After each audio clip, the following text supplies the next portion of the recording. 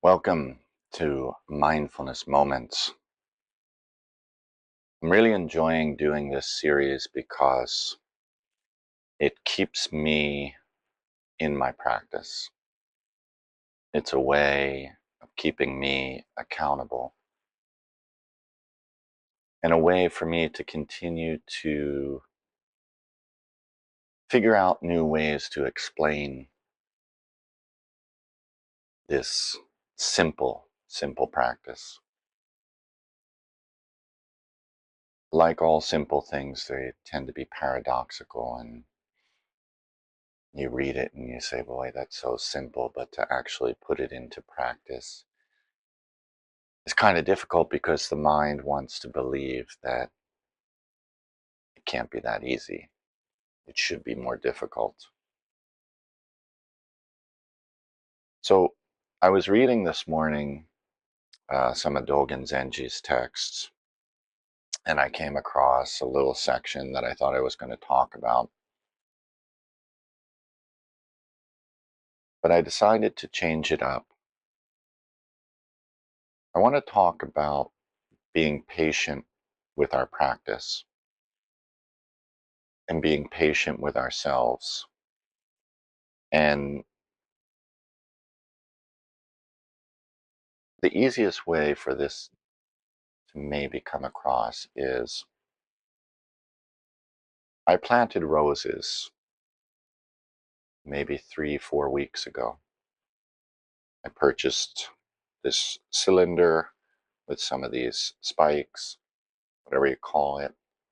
I followed the directions. I took the soil out. I soaked them in water overnight. I planted them, and I've been watering them, and they're in the sun.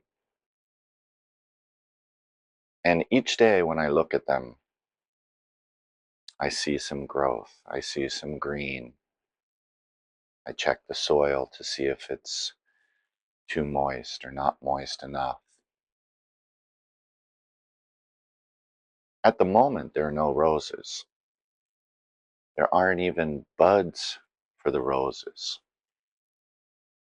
It's just these leaves that keep growing and expanding. And as I was looking at that, I thought about what we've been talking about, not losing yourself in the past and not pursuing the future,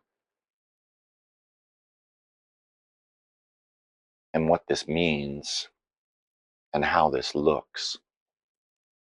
So, knowing that that's a rose bush, I have an idea that the rose is going to eventually come. And that rose is going to eventually come. It's going to become a little bud, and it's going to flower, and it's going to open up, and it's going to show its beauty and share its scent only if the conditions are right. Only if I continue to care for the soil, I continue to give it enough sunlight, I continue to water it regularly, not overwater it. If I want that flower to bloom now, there's really nothing I can do. I just need to be here in the present, do what I can to care for that flower, that potential flower. Right now, I'm caring for the bush. I'm caring for the soil. So this is the same with our practice.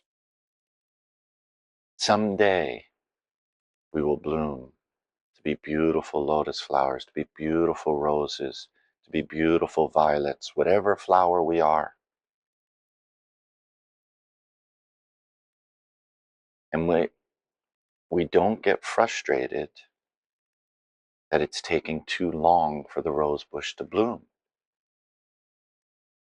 It happens at its own pace. And our practice is this way. We tend the soil. We water it properly. I've been resting the water, which means that I'll fill the watering can from the sink and leave it sit overnight. All these little things have now become part of my practice, and it allows me to look at my own spiritual practice, my own mindfulness practice, in the same light. Have I watered my own soil? Have I overwatered it? Am I trying to force something into bloom? Am I trying to change the conditions? If it's going to rain the next few days, there's nothing I can do about that. I can make sure my plants don't get too much water or whatever, but I can't force the sun to come out. And so it is with our external conditions. The only thing that we can do is tend the garden of us. Make sure the soil has enough nutrients. Make sure that it's getting the right exposure. When it's time to sleep, we sleep. When it's time to sit, we sit.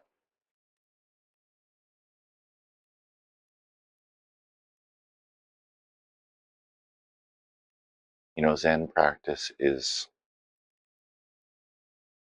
incredibly simple. And it's in stilling. It's in stillness. It's in coming back to your seated practice, coming back to quietude, coming back to that time with yourself that you can go deeply and look at what we are doing to participate in this game of life. Notice all our hang-ups, our desires.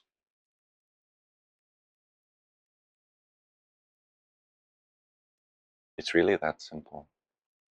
It's simple as one breath. But I know it's difficult. I'm not pretending to say that you just snap your fingers and the rose blooms. No, it takes time. Talk to any gardener. So, I hope this made sense.